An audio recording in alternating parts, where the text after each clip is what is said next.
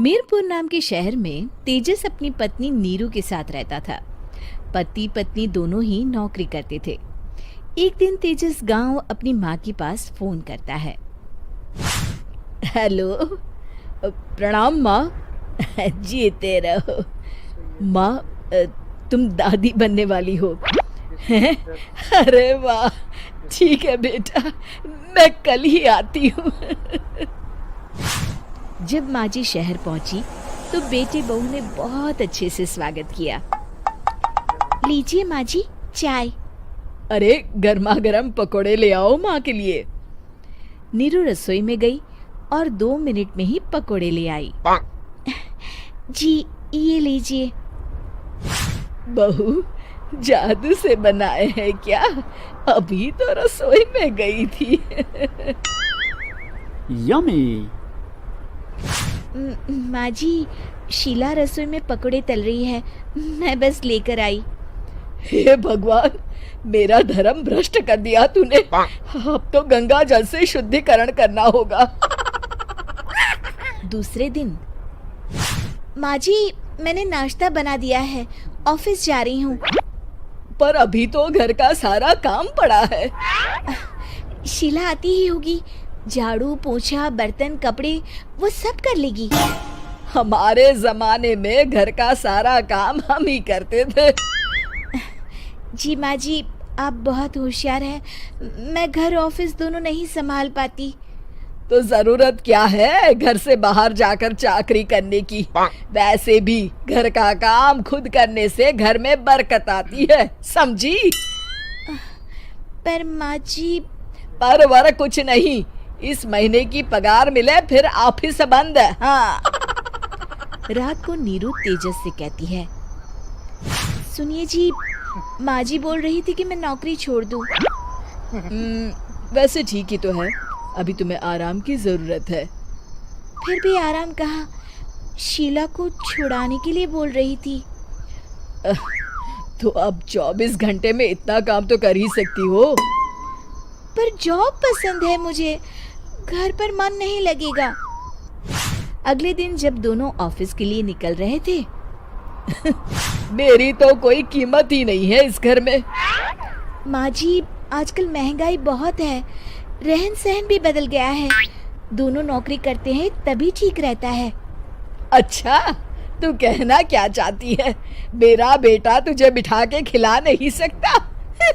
तू ही इस घर का खर्च चला रही है, हैं? नहीं माँ जी, मेरा वो मतलब नहीं था। मतलब खूब समझती हूँ, ये बाल धूप में सफेद नहीं किए मैंने। हाँ। अब तो ये रोज का काम हो गया था। तेजस भी रोज की झिकझिक से परेशान हो गया था। एक दिन उसने कहा, नीरू, वैसे भी तुम्हें मैटरनिटी लीव मिलने वाली है, तो अभी से ही छुट्टी ले लो। पर क्या, मेरी सैलरी अच्छी खासी है। आखिर नीरू ने रिजाइन कर दिया। जब बच्चा हुआ तो घर में सब बहुत खुश हुए। कुछ दिनों बाद तेजस फाइल देख रहा था। क्या हुआ तेजस, कुछ परेशान लग रहे हो? हाँ, वो हमारी जितनी सेविंग्स थी वो तो हॉस्पिटल में और छठी के फंक्शन में खत्म हो गई है नीरू। और अभी वैसे मंदी चल रही है तो मैं बोल रही थी कल मुन्ना को हेपेटाइटिस का टीका लगवाना है। नीरू, क्या पोस्टपोन नहीं कर सकते? नहीं जी, बिल्कुल नहीं। अब तेजस को समझ में आ रहा था कि उससे गलती हुई है। पैसों की कमी का असर घर के माहौल पर भी पड़ रहा था। अगले दिन, बेटा मेरा चश्मा और ये दवाइयाँ ले आना, पर्चा देते हुए माँ जी ने कहा। जी।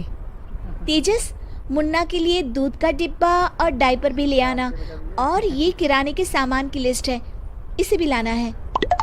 तेजस गुस्से में लिस्ट मरोड़कर फेंकता है और चिल्लाता है, पैसे क्या पेड़ पर उगते हैं? ये ले आना, वो ले आना।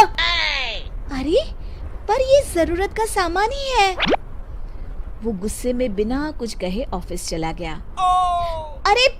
अरे लंच तो ले जाइए। नीरू दौड़कर डिब्बा पकड़ाती है एक दिन खाना खाने के बाद, नीरू, अब तो मुन्ना कुछ बड़ा हो गया, तो अब तुम वापस ज्वाइन कर लो ना जॉब। पर इस रिसेशन में जॉब मिलना बहुत मुश्किल है, ट्राई तो करो। फिर मुन्ना, माँ जी है ना, और एक फुल टाइम मेड भी लगा लेंगे। पर माँ जी, उन्हें तो पसंद नहीं। तभी माँ जी वहाँ आ जाती है और प्यार से नीरू के सर पर हाथ फेरते हुए बोलती है, अब मेरी समझ में आ गया बहू, पहले के और अब के समय में अंतर है। तुम काम शुरू करो, मुन्ना की जिम्मेदारी मेरी। मेरी प्यारी माँ जी, ये कहकर नीरू उनके गले लग गई।